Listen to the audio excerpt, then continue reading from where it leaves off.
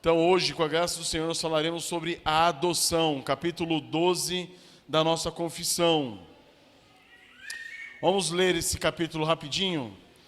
A todos quantos são justificados em seu único Filho, Jesus Cristo, e por causa dele, Deus é servido de fazer participantes da graça da adoção. Pelo que eles são recebidos no número dos filhos de Deus, e gozam da liberdade e privilégios dos tais, passam a ser chamados pelo nome de Deus, recebem o Espírito de adoção, têm acesso ao trono da graça com confiança, são habilitados a clamar, Abba Pai, são tratados com compaixão, protegidos, providos e por ele corrigidos como um pai, e jamais são lançados fora, pois estão selados para o dia da redenção e herdam as promessas na qualidade de herdeiros da salvação eterna. Amém, irmãos? Então, para falarmos de adoção, irmãos, nós precisamos necessariamente falar um pouquinho sobre filiação. Filiação é o fato de ser filho, né, João?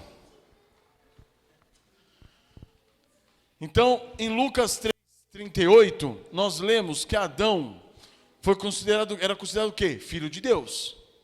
E por que ele era considerado filho de Deus? Isso porque a filiação está intimamente ligada com o quê? Com o fato de nós portarmos a imagem de Deus. Certo? Tem esse primeiro ponto. A queda, por meio da queda, o que aconteceu? Essa relação íntima que nós tínhamos, que Adão, no caso, tinha de filiação com Deus, ela foi quebrada, foi rompida. E por isso que acontece? A imagem de Deus em Adão foi maculada. Então, o que acontece com isso? Ele caiu, ele perdeu o estado de filho de Deus. Hoje nós já não somos mais filhos de Deus por natureza. Porque por natureza nós somos filhos da ira de Deus e não de Deus. Certo? Então tem esse aspecto da criação, onde todos os seres humanos foram criados por Deus. São criaturas de Deus, em alguns aspectos, como em Atos 17, são considerados o quê? Filhos de Deus, mas é no aspecto criacional. Agora, contudo, a Bíblia nos mostra o quê? É por meio de Cristo Jesus, que a nossa condição, a condição que nós perdemos como filhos de Deus, ela é o quê? Retomada. Por quê? Porque o nosso Senhor Jesus Cristo, por meio da sua obra, sua obra redentora na cruz, restaurou essa condição nossa de filhos. Então, somente depois que o homem é reconciliado com Deus, ele passa a participar do quê? Ele passa a compartilhar da santa natureza de Deus. Essa santa natureza faz com que ele se torne o quê? Um outro ser, uma nova criatura. E aí ele passa a ser o alvo do especial favor de Deus, do imerecido favor de Deus para com ele, fazendo dele o quê? Filho de Deus. Amém? Esse é um ponto. Outro ponto a considerarmos é o seguinte, é que na condição pactual de Israel, nós entendemos que a nação, por vezes, no Antigo Testamento, ela foi chamada de filho de Deus. A nação num todo. Mas por quê? Porque como escravo no Egito, Israel se tornou o quê? Alvo de Deus, e foi por Deus o quê? Resgatado poderosamente pela mão do Senhor, do contexto de escravidão, e se tornou o quê? Filho, adotado. Isso se tornou um meio tipológico para nós hoje. Nós estávamos totalmente perdidos no mundo, e Deus vai e nos escolhe, nos traz, nos resgata em Cristo Jesus e nos torna o quê? Faz de nós filhos, adotados pelo sangue de Cristo. Então nós temos essa relação tipológica de Israel para conosco. E essa relação mostra o quê? Que na nova aliança a filiação não se dá por meio do sangue. Certo? Em João 1:12. Vamos abrir comigo. João capítulo 1, versículo 12.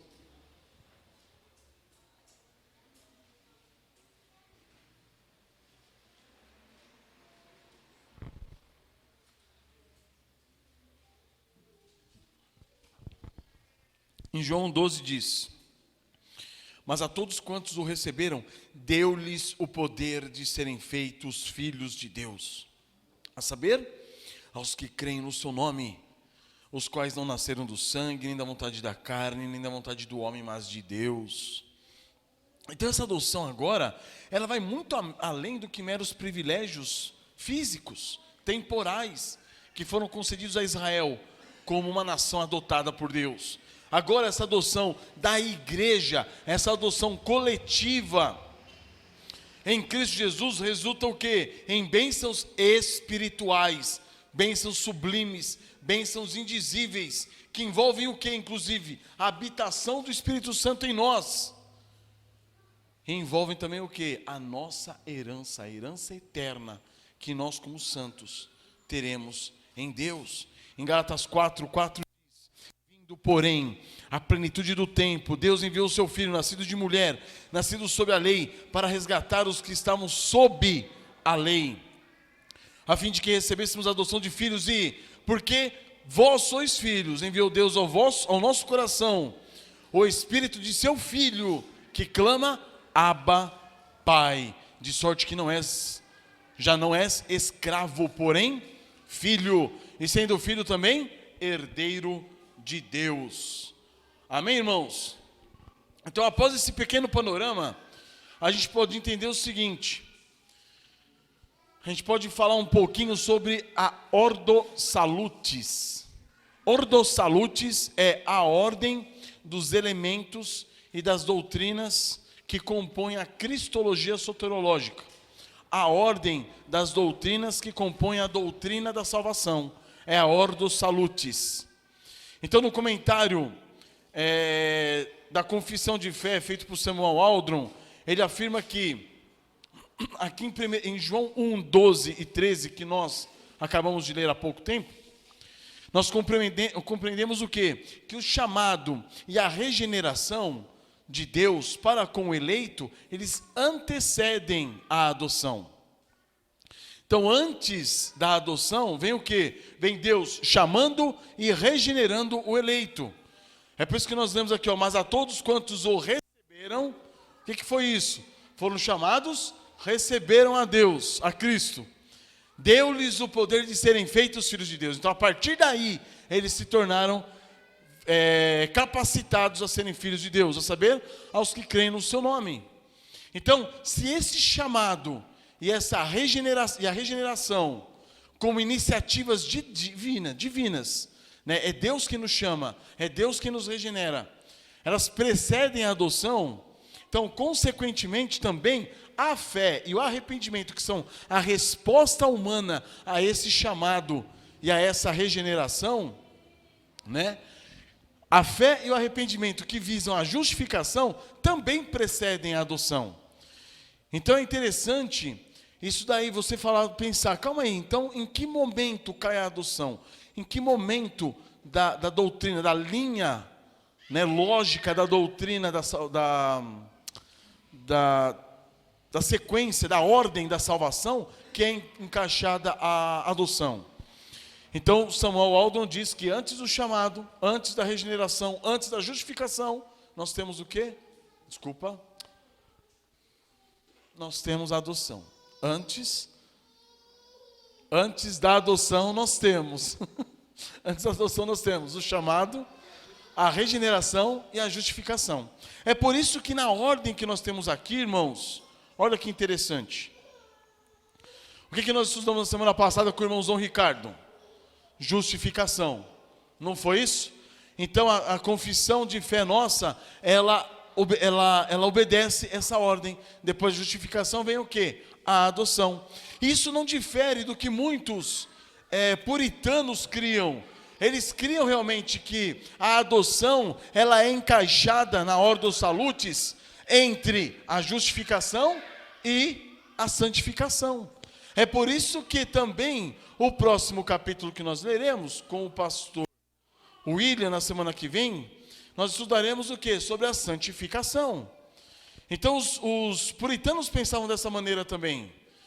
E aí, só que teve um puritano, e eu achei interessante colocarmos aqui, que a partir de Efésios 1, versículo 5, que diz o seguinte: nos predestinou para Ele, para a adoção de filhos por meio de Jesus Cristo, segundo o beneplácito da sua vontade. Ele diz que por causa desse versículo, ele crê que a doutrina da adoção, ela não deveria ser inserida na Ordo Salutis, nessa ordem da salvação, mas ela deveria ser considerada como uma doutrina que cobre e abrange a totalidade da salvação em Cristo Jesus. Por quê? Porque ele fala aqui, Deus nos predestinou. Por qual motivo? Para qual objetivo? Para a adoção de filhos. Então teve alguns puritanos que consideraram o quê? A adoção sinônimo da salvação. É interessante vermos isso. E é uma maneira importante de observarmos. Por quê? Porque mostra que o propósito inicial de Deus em nos salvar foi fazer-nos filhos. Então isso coloca a doutrina da adoção num patamar que engloba toda a Ordo Salutis, todo o plano de Deus para a nossa salvação. Amém, irmãos? E aí eu queria agora a partir de agora, pegar cada pontinho então desse parágrafo único do capítulo da adoção e a gente comentar um pouquinho sobre eles. Então aqui começa o primeiro ponto, fala: a todos quantos são justificados em seu único Filho, Jesus Cristo, e por causa dele, Deus é servido de fazer participantes da graça da adoção. Então todos aqueles que já foram chamados, regenerados, justificados em Cristo Jesus, por causa do Senhor Jesus Cristo, Deus faz o que conosco? Ele é servido, ou seja, o desejo dele, que era fazer-nos filhos, ele se serve desse desejo, fazendo de nós o quê? Participantes da graça da adoção. Então a adoção é uma graça concedida por Deus a nós, da qual ele se faz servido. E aí nós lemos aqui novamente, como está aqui em Efésios 1:5, nos predestinou para ele, para a adoção de filhos por meio de Jesus Cristo, segundo o beneplácito de sua vontade. Essa era a vontade de Deus. Ele executou a sua vontade, fazendo-nos o quê? Filhos. Mas para isso, ele tinha já nos predestinado, antes da fundação do mundo, em Cristo Jesus. Thomas Watson diz o seguinte: a adoção é uma misericórdia proveniente das entranhas da graça de Deus. Então, das entranhas da graça de Deus vem o quê? A misericórdia da adoção. Ele nos adota. E no capítulo 4 de Gálatas, versículo 4 diz: vindo, porém, a plenitude do tempo, Deus enviou o seu Filho, nosso Senhor Jesus Cristo, nascido de mulher, nascido sob a lei, para resgatar os que estavam sob a lei. Então ele nasce numa condição debaixo da lei, sujeito à lei, para resgatar quem estava debaixo da lei, sujeito à lei, mas numa condição pecaminosa, uma condição de pecado, a fim de que recebêssemos o quê? Adoção de filhos. E aqui nesse versículo você vê que o propósito de Jesus Cristo ter vindo a esse mundo, ter nascido 100% Deus, 100% homem, vivido toda a sua vida de santidade nessa terra, e ter morrido por nós, foi para quê? Para nos adotar. O objetivo era adotar-nos, fazer de nós filhos. Então, por isso que é considerado tamanha graça de Deus, tamanha misericórdia de Deus, fazer-nos filhos em Cristo Jesus. Vamos continuar. Pelo que eles são recebidos o número dos filhos de Deus, ou seja, há um número determinado de filhos de Deus. É interessante aqui a gente comentar sobre as doutrinas da graça, de um modo geral, mostrando que não fomos nós que escolhemos Deus, mas foi Ele que nos elegeu. Como nós já estudamos, já estudamos parte dos decretos, a parte da providência de Deus. E vamos depois pegar também mais profundamente essa questão da eleição no decorrer aqui da confissão. Por que isso é importante? Porque mostra o quê? Na relação nossa com Deus, como filhos, se nós fomos adotados, digam para mim, se você quisesse hoje, falar assim, ó, sabe uma coisa? Eu queria ser filho do Donald Trump. Vou lá me oferecer para ser adotado. É assim que funciona a adoção? Não. É o filho que escolhe o pai? Não, é o pai que escolhe o filho. Certo? Então, isso fundamenta mais também a doutrina da eleição incondicional. É Deus quem nos escolhe, não somos nós que o escolhemos. Certo? Por isso que existe um número determinado já dos filhos de Deus. Não é um número que pode ser alterado. Não é um número que Deus está esperando para saber quais são os filhos que vão aceitar ser filho dele e quais são aqueles que vão rejeitar a adoção. Não existe isso. A adoção é o Pai que escolhe. Ele nos escolheu. Então existe um número determinado dos filhos de Deus. Há um número determinado por Deus pela eleição incondicional. Em João 1,12 nós lemos, mas a todos quantos o receberam, o que ele faz? Dá-lhes o poder de serem feitos filhos de Deus, a saber, aos que creem no seu nome. Então ele os escolhe, ele que lhes dá poder. Não é ele que é escolhido, ele os chama, ele os regenera. E esses filhos o recebem como pai. E ao receberem como pai, ele lhes dá o quê? Poder, por meio da fé, de serem feitos filhos de Deus. Em Romanos 8,17 também nós lemos, ora, se somos filhos, somos também o quê? Herdeiros. Herdeiros de Deus e co-herdeiros com Cristo. Se com ele sofremos, também com ele seremos glorificados. Então, amados, nós somos filhos de Deus. E Deus reservou para nós o quê? Uma herança. Então não está na nossa alçada escolhermos ser filhos ou não. Ele nos escolheu como filhos. Como graça e misericórdia provinda dele. Por meio do seu grande amor, ele nos escolhe, nos faz filhos e a nós nos dá o quê? Todos os privilégios que existem nessa filiação. Então, irmãos, é grandioso, é glorioso. Depois, continuando aqui na confissão, ele diz, a confissão nos diz, e gozam da liberdade e privilégios dos tais. Ou seja, nós gozamos da liberdade e dos privilégios de um filho. De um filho. Serei vosso pai e vós sereis para mim filhos e filhas, diz o Senhor Todo-Poderoso em 2 Coríntios 6,18. Serei vosso pai.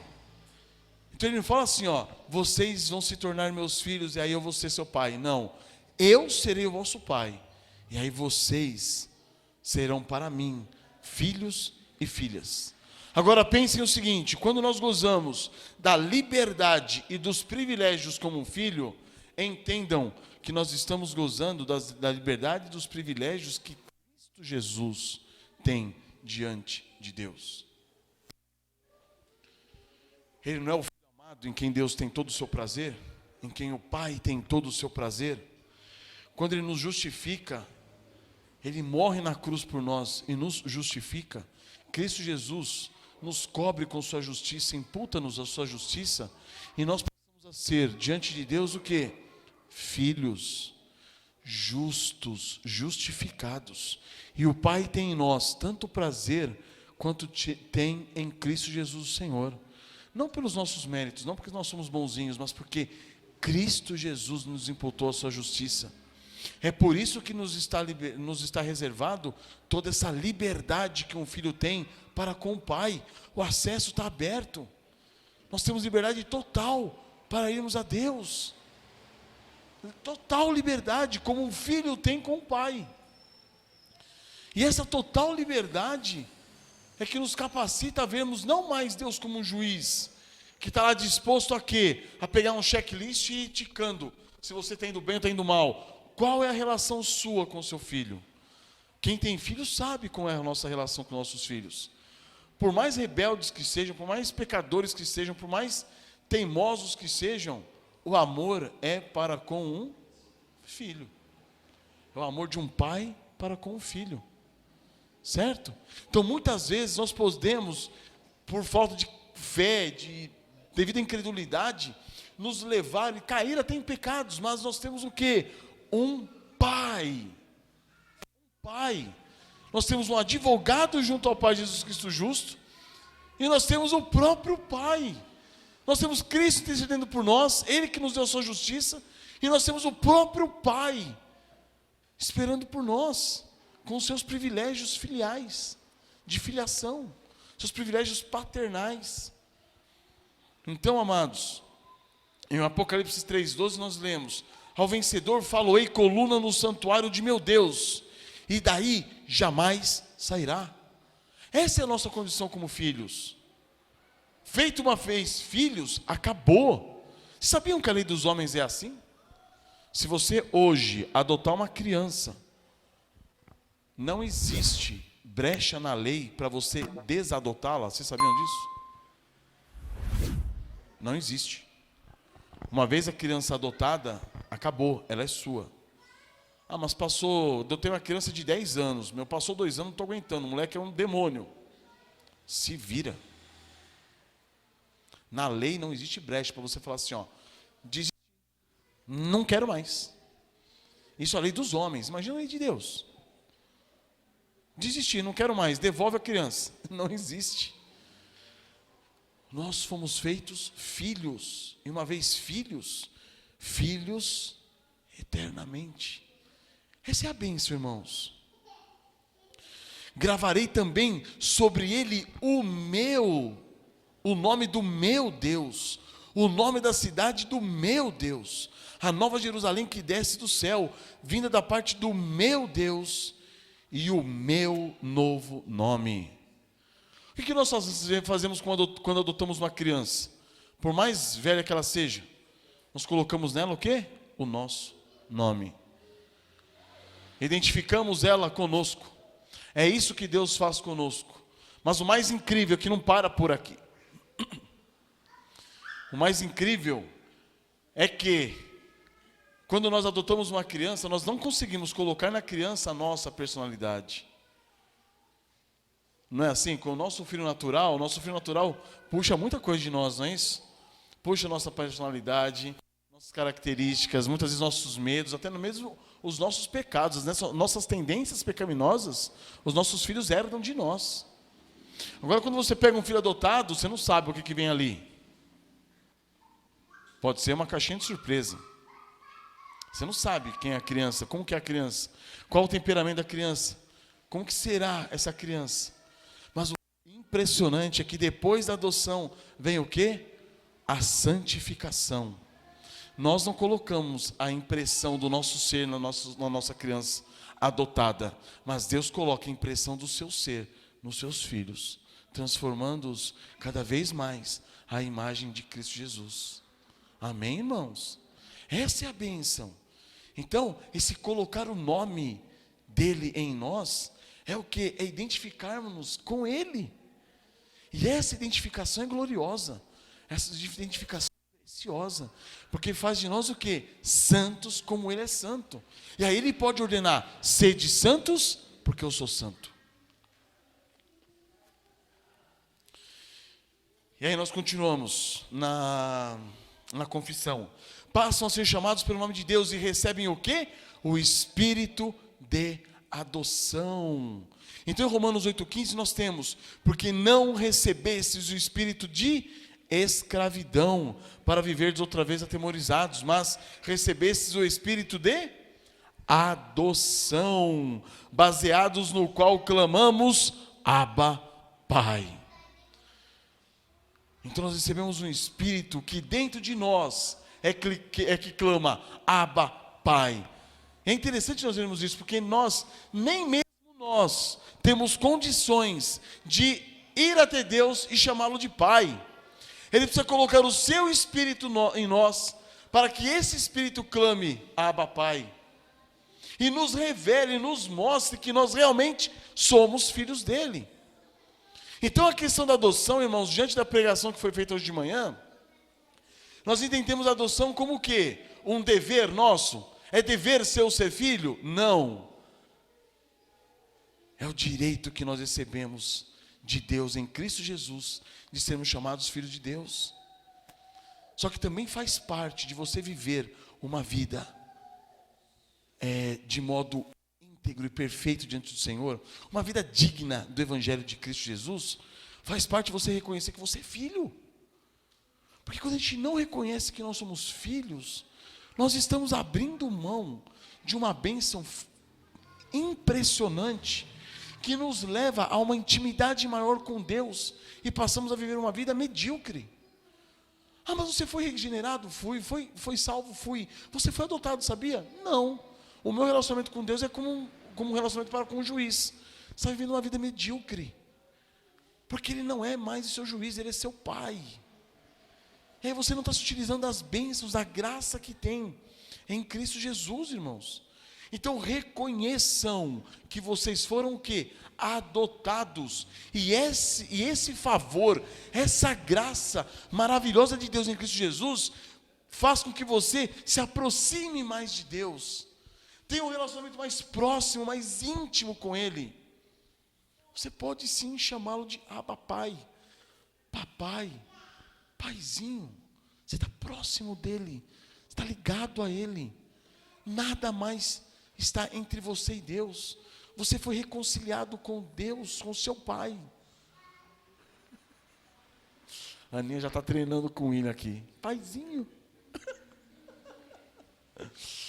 Então, amados, nós temos aqui, essa é a nossa condição. Podemos chamar Deus de Pai, uma relação próxima, uma relação íntima, uma relação de dependência, uma relação de necessidade. Porque qual é a relação do filho com o pai? Isso é uma relação de dependência, de necessidade, de sujeição, uma relação de obediência. Continuando, tem acesso ao trono da graça com confiança e são habilitados a clamar Abba Pai. Então nós temos acesso ao trono da graça. Lembram de Esther? Lembram da história de Esther? Que para ela conversar com Assuero, ela tinha que o quê? Marcar uma audiência. Corria-se o risco dela se apresentar diante do rei, o rei não levantar o cetro, ela seria o quê? Morta. Isso não acontece com o filho, irmãos. Isso não acontece com o filho. Ele tem acesso ao trono a hora que ele quiser. Acesso ao Pai a hora que ele quiser. Amém? Não existe o príncipe, a princesa tem acesso ao Pai, ao Rei. Nós fomos feitos em Deus, filhos. Nós estamos com livre acesso ao trono da graça. E nós podemos achar socorro para a ocasião oportuna. Ou seja, o Pai está à nossa disposição. Ele está para cuidar de nós, para fazer de nós cada vez mais semelhantes ao seu Filho amado. Então nós podemos clamar o quê? Abba, Pai. Pai, me ouça. Pai. É uma relação muito mais próxima, até do que com a palavra Deus. Porque a palavra Deus dá a ideia do quê? De Senhor. É uma relação de serviço. O Pai é uma relação filial. Por isso que Jesus chama o Pai continuamente. A relação que Jesus teve com Deus aqui nessa terra foi uma relação de contínua intimidade com quem?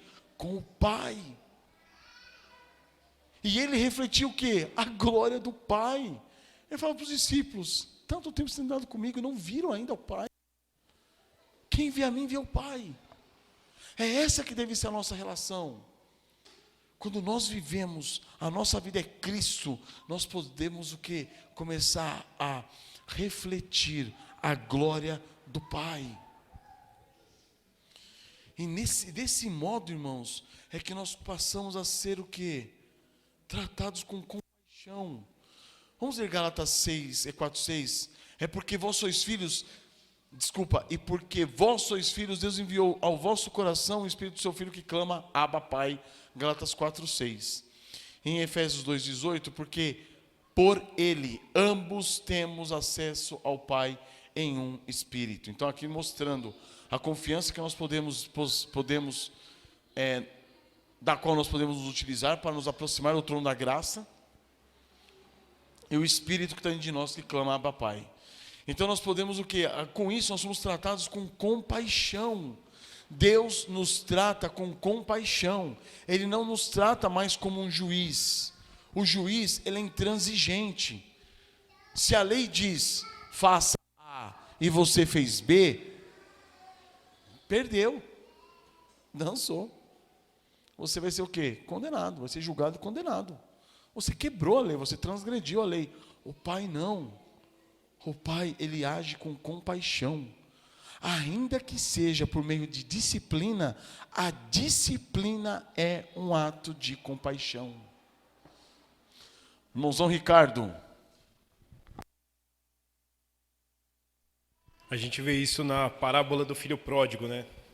Depois de tudo que ele fez e praticamente desejou a morte do pai, usufruiu dos bens e saiu pelo mundo afora, só fez coisa ruim, coisa errada, só pecou. E aí quando ele volta, né, é muito emocionante aquela passagem, porque quando ele se propõe a voltar até para ser um servo, né, o pai recebe ele com todo amor, e tem uma ênfase do texto que mostra que quando ele se propõe a ir até o pai, quem sai ao encontro dele é o pai. Isso é maravilhoso, isso quebra o nosso coração, né? Amém, irmãozão. Por isso que nós vemos em Salmo 103:13, como um pai se compadece de seus filhos, assim o Senhor se compadece dos que o temem.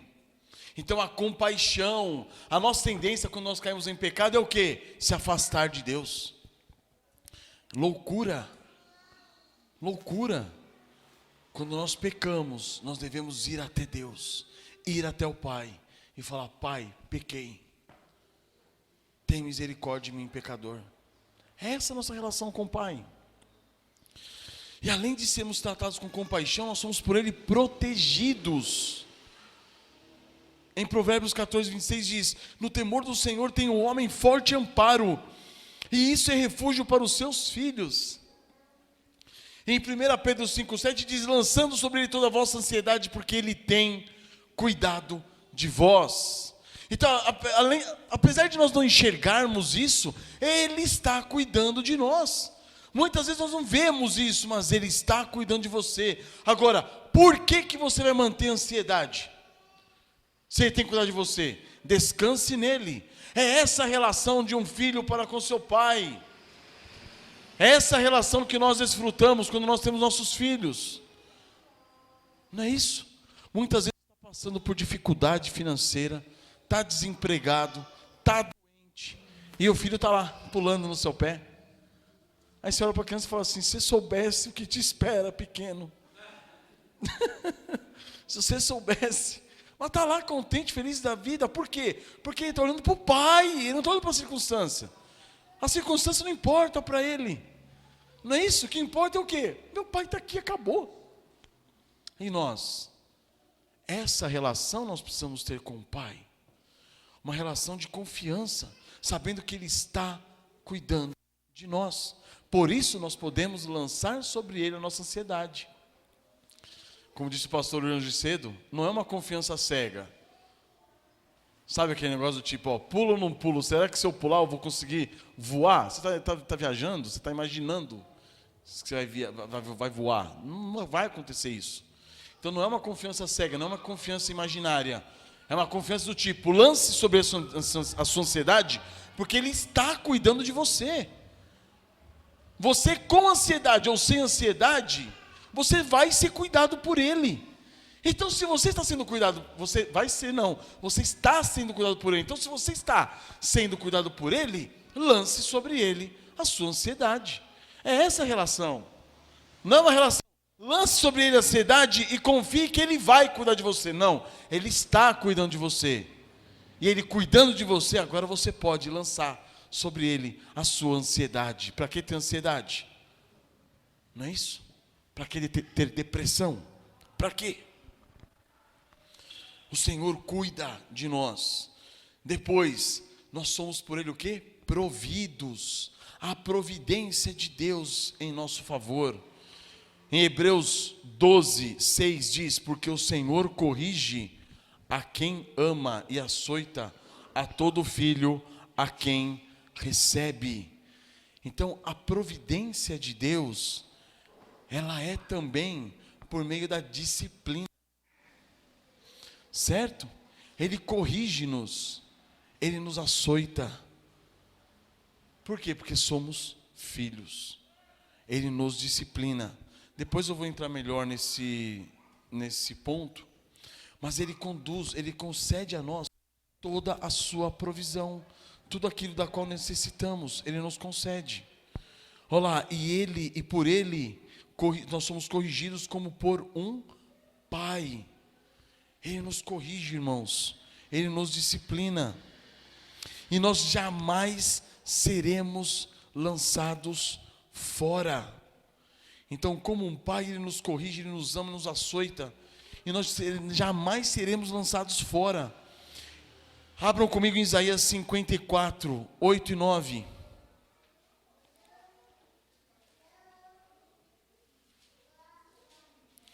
Isaías 54, verso 8. No ímpeto de indignação, escondi de ti a minha face por um momento, mas com misericórdia eterna me compadeço de ti, diz o Senhor, o teu Redentor.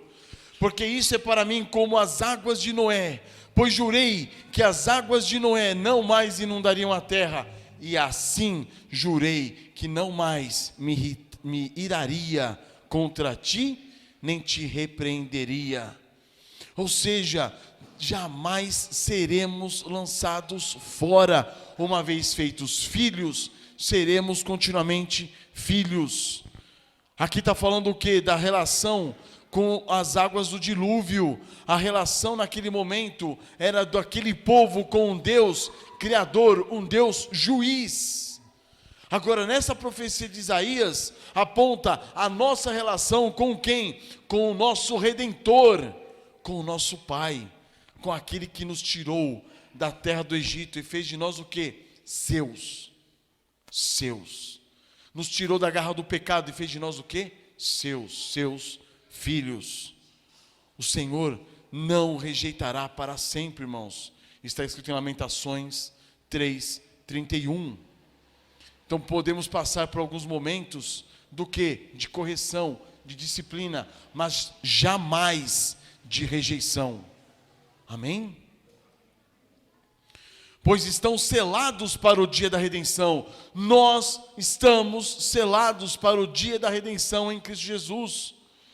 Por isso que em Efésios 4:30 diz: não entristeçais o Espírito de Deus. Por quê? Porque Ele está em nós. Foi por meio dele que nós somos selados para o dia da redenção. Foi colocado-nos um selo, que identifica o quê? Você é minha propriedade, Deus está dizendo. O Espírito Santo foi colocado em nós como um selo que diz: minha propriedade. Desse ninguém me tira de mim. E por fim, irmãos, nós herdamos as promessas na qualidade de herdeiros da salvação eterna. Existem promessas das quais nós recebemos de Deus, as quais nós herdamos, somos herdeiros dessa salvação eterna, irmãos. Em Hebreus 1:14 diz: não são todos eles espíritos ministradores enviados para serviço a favor dos que hão de herdar a salvação? Falando com respeito aos anjos. Ou seja, Deus coloca todo o seu esforço, toda a sua força, todo o seu empenho em quê? Em nos conduzir para a salvação. Nós herdamos a salvação em Cristo Jesus. Ele começou boa obra, Ele há de completá-la. Em Hebreus 6:12 diz: para que não vos torneis indolentes, mas imitadores daqueles que, pela fé e pela longanimidade, herdam a promessa. Então nós herdamos a promessa, irmãos, na qualidade do quê?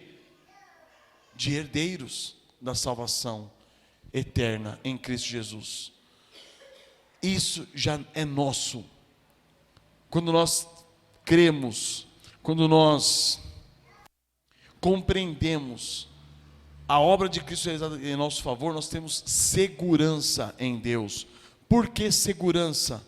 Porque nós confiamos na obra de Cristo e não mais em nós. A segurança naquilo que Cristo fez por nós. E nessa segurança, nós sabemos que a salvação eterna nos está reservada. Nós herdaremos todas essas bênçãos com Deus. Nós já fomos salvos, completamente salvos? Não. Falta-nos o quê? Completar a santificação e temos a glorificação em vista. Mas essa salvação é nossa em Cristo Jesus. As promessas de Deus feitas em Cristo Jesus são nossas. E nós sabemos que a receberemos, por quê? Porque foram feitas por Deus e Ele é fiel. Fala, Kaique. Diante dessa doutrina maravilhosa aí, né, que a gente vê, muitas vezes a gente vai passar ela para as pessoas e as pessoas elas perguntam uma pergunta que eu acho que é interessante a gente responder aqui hoje, que é: então, já que nós somos filhos e nós somos adotados e todas essas bênçãos nós conseguimos diante de Deus, em Cristo, né? E que é impossível nós perdermos a salvação, visto que nós já temos todas essas bênçãos. Por quê? Qual é a necessidade do juízo final, então?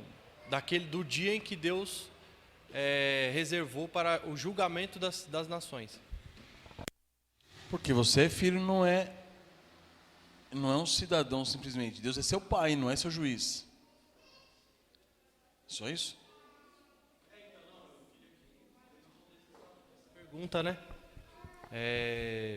A necessidade desse juízo para os ímpios, no caso. Manda aí. Não, só tentando esclarecer a pergunta, se é isso mesmo, Kaique. Se nós já somos salvos, por que nós seremos julgados ainda? Nosso julgamento, o julgamento que era reservado a nós, foi lançado sobre Cristo Jesus. Ele levou sobre si todas os nossos pecados. A nossa condenação, aqui, o escrito de dívida que era nosso, foi rasgado na cruz do Calvário, foi cravado lá. Então, o julgamento, não há condenação para aqueles que estão em Cristo Jesus, já não há condenação nenhuma.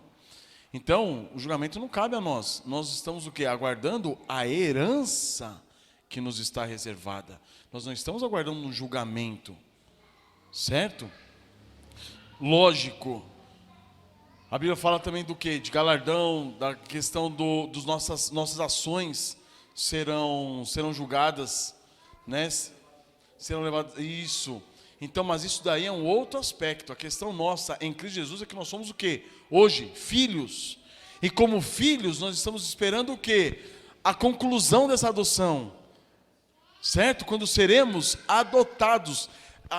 Fala em Romanos 8, que a criação aguarda ansiosa o dia que os filhos de Deus serão o quê?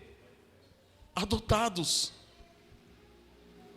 Mas calma aí, nós não fomos adotados, mas está aguardando-se o quê? A conclusão final, onde nós seremos recebidos como filhos. E é legal que o Samuel Aldrin apresenta esse ponto, dizendo o seguinte, e nós vamos falar isso aqui daqui a pouco, que a adoção no Novo Testamento, a adoção no Império Romano, dificilmente era feita a adoção de uma criança. Dificilmente. As adoções eram feitas de jovens, adolescentes ou adultos. Sabe por quê? Porque um pai, quando um homem muito bem sucedido na sociedade romana, ele não tinha filho, e ele tinha riquezas, ele tinha poder, tinha um nome a zelar, que ele tinha uma reputação que ele tinha, levantado, e ele não tinha filhos, Ele não queria que aquilo morresse com ele. Então o que ele fazia? Adotava um filho jovem ou até mesmo homem já feito. Alguém que ele tivesse algum tipo de admiração e falasse assim, você vai dar sequência no meu nome. Já assistiram aquele filme Ben-Hur? Já, o antigo estou falando, bem antigão. Acho que é de 61, 62. De quando que é, Tiago? Não assistiu esse daí. É de 1962, parece. Com o Charlton Heston, que é esse é o antigão. Então, nesse filme você vai ver o quê? O Ben-Hur, ele é um judeu que devido à traição do amigo dele, ele foi parar nas galés romanas, foi ser escravo nas galés, porque você sabe que o navio naquela época não tinha motor, né? Era tudo no quê? Tudo no remo. Então o escravo que ia para o remo, ele ficava no remo até morrer. E quando o navio era afundado, ele morria no navio, porque ele estava acorrentado ao navio. Se o navio viesse a naufragar, ele morria como escravo no navio. Ele não era salvo. Os romanos se salvavam, os escravos ficavam. E ele estava nessa condição. E ele consegue se salvar e salvar o comandante do navio. E aí o comandante do navio, diante daquela... O comandante, né, ele era o capitãozão lá, o cara que estava com vários navios, várias frotas com ele. E aí acontece, quando ele consegue salvar esse comandante tenta se matar, porque ele viu que o navio tinha afundado. Mas ele achou o seguinte, eu perdi a batalha, quando eu voltar para Roma, eu vou ser morto por César. Então, para não passar vergonha, deixa eu me matar aqui mesmo. E ele não deixa o homem se matar. Quando ele chega em Roma, esse homem fica sabendo o quê? Que o navio dele naufragou, mas a frota toda tinha vencido a batalha. Então ele fala assim, eu devo minha vida a você. O que esse homem faz? Ele não tinha filho. Ele adota o Ben-Hur como filho. Então é interessante que no filme mostra isso daí. Ele adotando o Ben-Hur e fala assim, agora você é meu filho. Dá o anel para ele e fala, o meu nome agora é seu. E aí o Ben-Hur começa a se apresentar com o nome do seu pai. E é fantástico. Então o Samuel Aldrin apresenta esse trecho falando o quê? Nós em Cristo já fomos adotados, somos filhos. Mas tem a conclusão da nossa adoção. Vai ter o dia que nós vamos ser reconhecidos como filhos de Deus. Seremos manifestados como filhos de Deus. Então nesse intervalo é como se nós estivéssemos passando por o quê? Por um período de comemoração dessa adoção. Nós fomos pegos, estamos sendo apresentados como filhos, e naquele dia nós assumiremos a nossa filiação com Deus por toda a eternidade. Alguma coisa, William? Só um comentário breve, é que nem todo julgamento é um julgamento para condenação. Né? Isso. Quando a Bíblia fala que nós somos justificados, dá a ideia de uma pessoa que foi a julgamento, mas que ela foi justificada. E a ideia do julgamento cristão é não apenas ser justificado, mas também galardoado por Cristo Jesus com uma das bênçãos que é a adoção. Né? Amém. Glória a Deus. Amém, irmãos? Até aqui, eu só queria falar com vocês algumas coisas sobre os privilégios de sermos filhos de Deus. Primeiro ponto, nós não somos filhos por natureza. Portanto, na natureza nós somos filhos da ira de Deus. Nós perdemos essa posição na queda.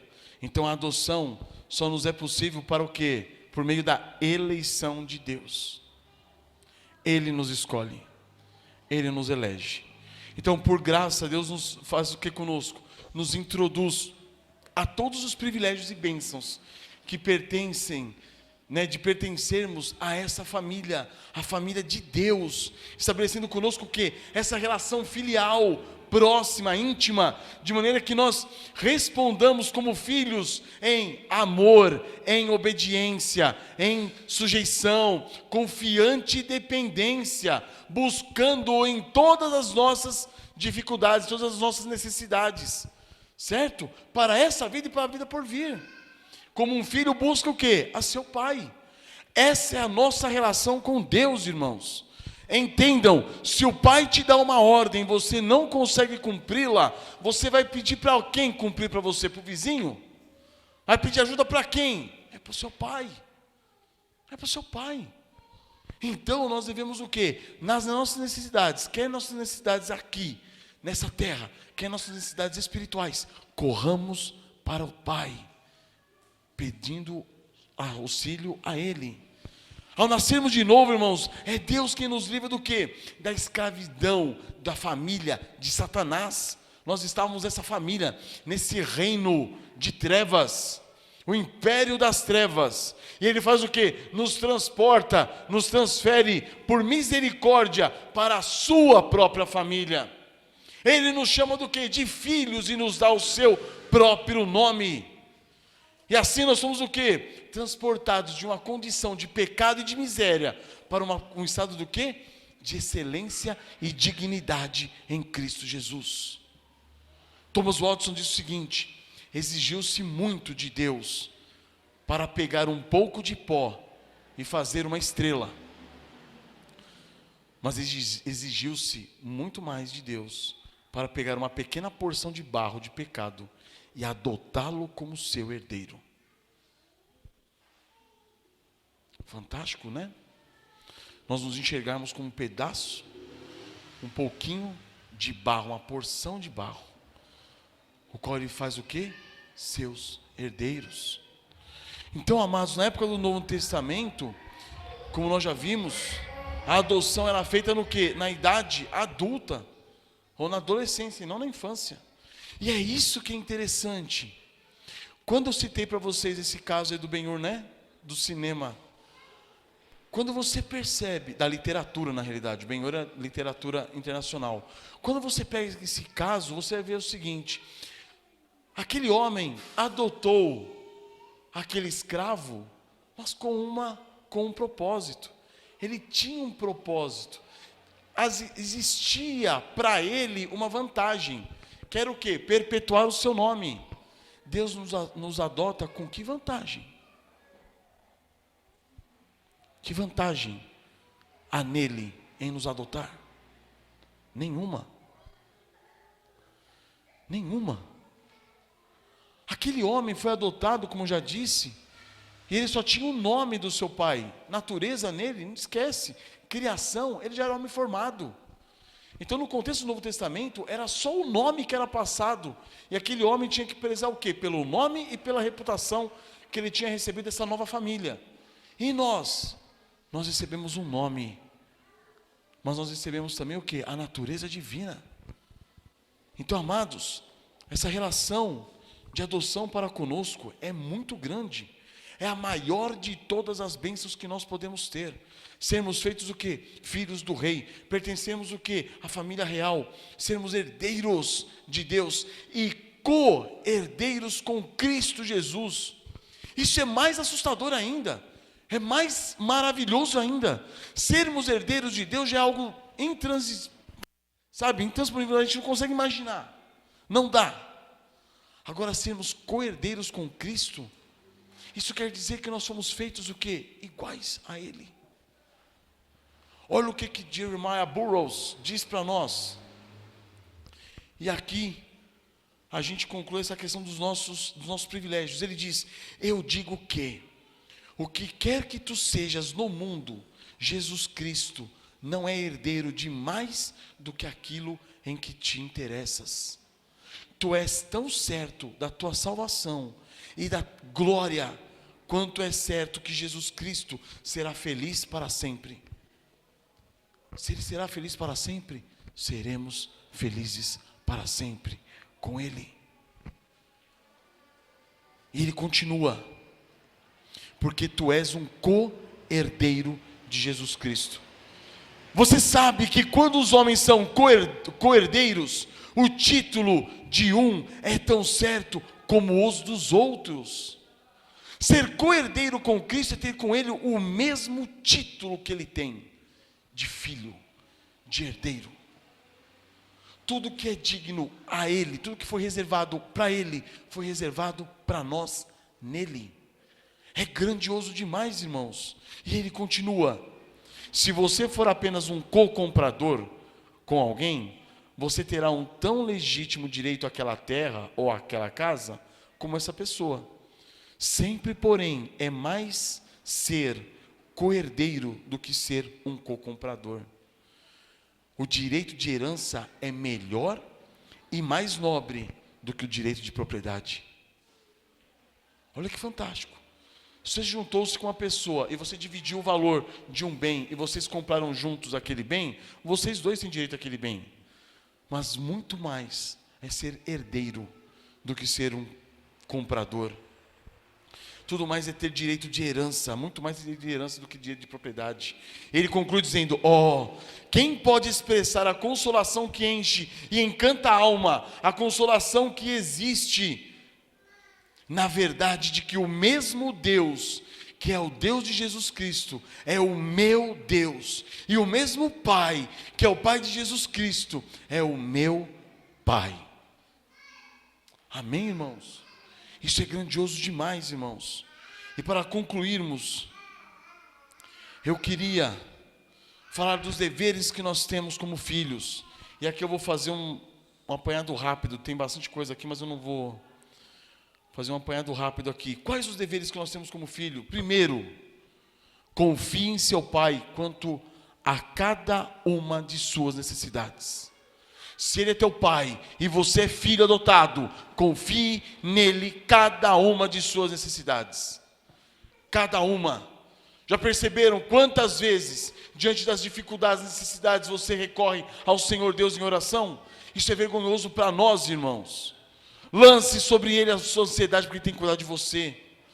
Não vos assemelheis aos ímpios. Por quê?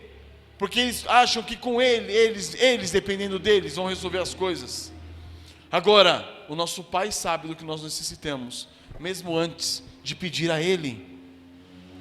Mostre reverência, amor e zelo por seu Pai em tudo, como uma criança.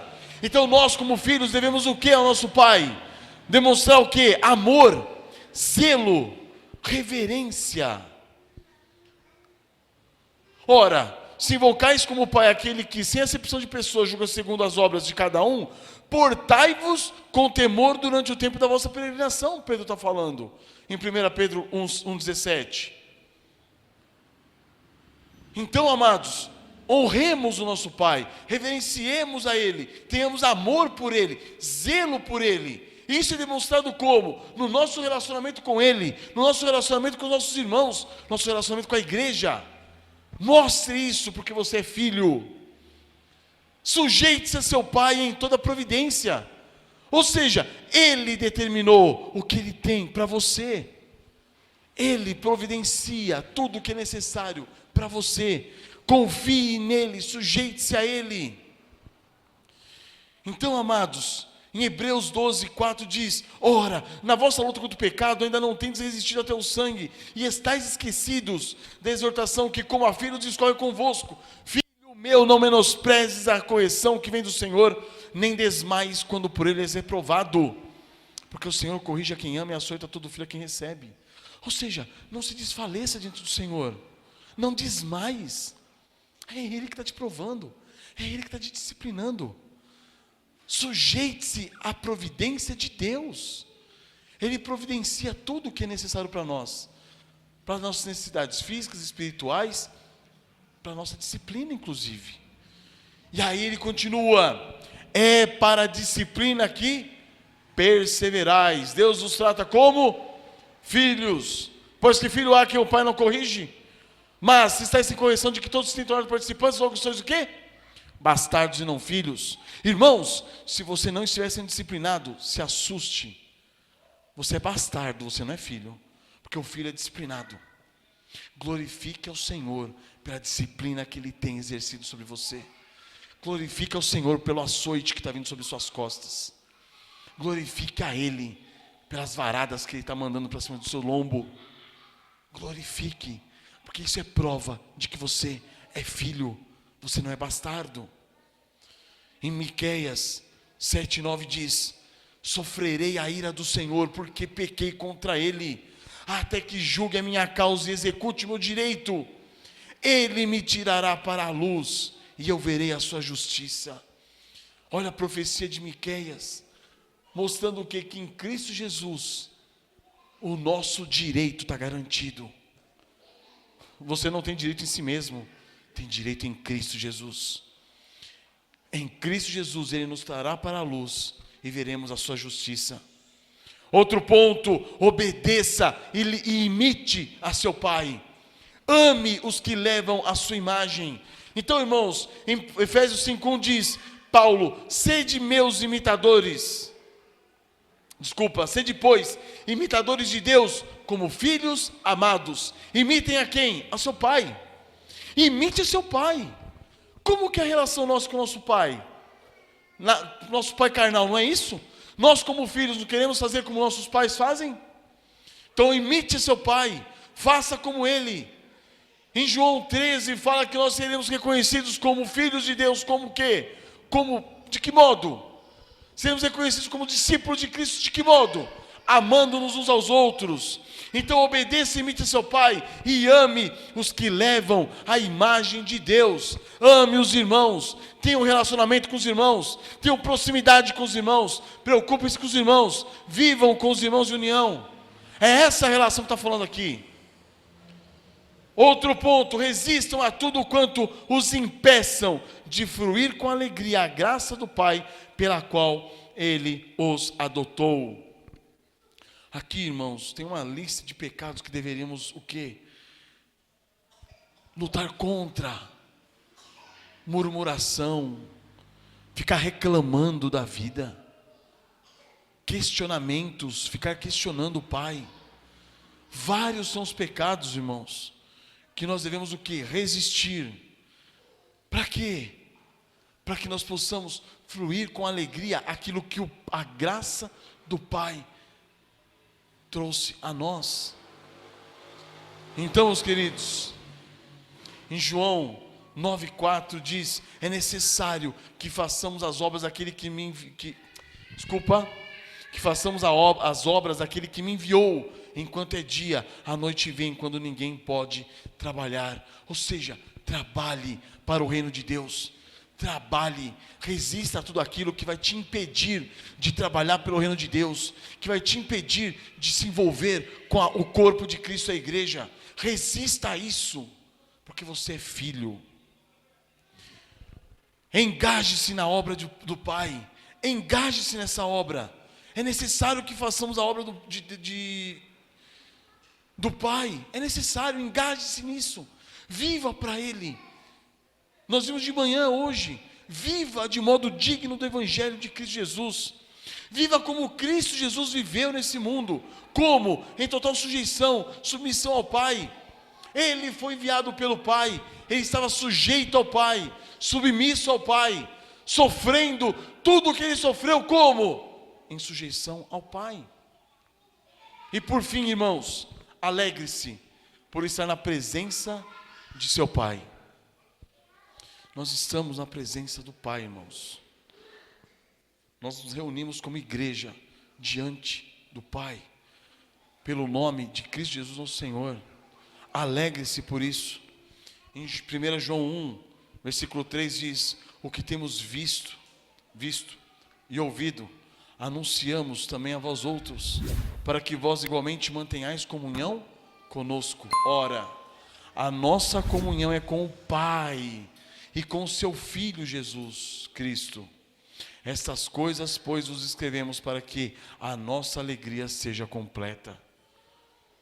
Aquele que tem comunhão com o Pai e com o Filho, tem comunhão com a igreja, com os irmãos. Aquele que não tem comunhão com os irmãos, é porque não está tendo comunhão com o Pai e com o Filho. Alegre-se como filho, mantendo comunhão com o Pai e o Filho, e consequentemente com os irmãos. Amém, meus queridos? Tivemos que tratar com bastante rapidez, mas que o Senhor nos abençoe, irmãos. Essa doutrina da adoção é uma doutrina gloriosa, grandiosa, que daria para nós nos aprofundarmos muito mais nesse assunto, e nós o faremos com a graça de Deus em outros momentos. Amém? Vamos curvar nossas cabeças e eu agradecer ao Senhor. Deus eterno, obrigado, Pai, por tua misericórdia e teu amor revelado a nós, ó Deus, em Cristo Jesus, nosso Senhor. Meu Deus, quão grandiosas bênçãos nós temos em Cristo Jesus, bênçãos das quais nós nos esquecemos muitas vezes, ó Pai, nós ignoramos muitas vezes, nós fazemos pouco muitas vezes. Tem misericórdia de nós, ó Pai, dessa nossa ignorância, dessa nossa arrogância, de acharmos, ó Deus, que podemos ir até Ti, ó Pai, destituídos dessas maravilhosas bênçãos que temos adquirido em Cristo Jesus, ó Pai. Faça-nos enxergar que nós não somos nada, não somos ninguém, somos miseráveis pecadores em nós mesmos. Não for a Tua graça e a Tua misericórdia revelada a nós, em Cristo Jesus, nós estaremos perdidos, ó Pai. Faça-nos enxergar, ó Pai, que nós precisamos sim de todas essas bênçãos, para termos uma relação mais próxima contigo, uma comunhão mais íntima contigo, meu Deus. Uma relação filial, de filhos para com o Pai. Um Pai que, pelo seu amor bondoso, misericordioso, gracioso, adotou-nos, ó Deus, de uma família miseravelmente corrupta e perdida, satânica, maligna, para a sua própria família. Nos transportou de um reino das trevas, do império das trevas, para o reino do Filho do seu amor. Faça-nos enxergar isso, ó Pai, para que vivamos vidas santas, vidas sujeitas a Ti, vidas, ó Deus, constrangidas pelo Teu santo amor, pelo amor com que nos amaste e pelo amor com que nos amas.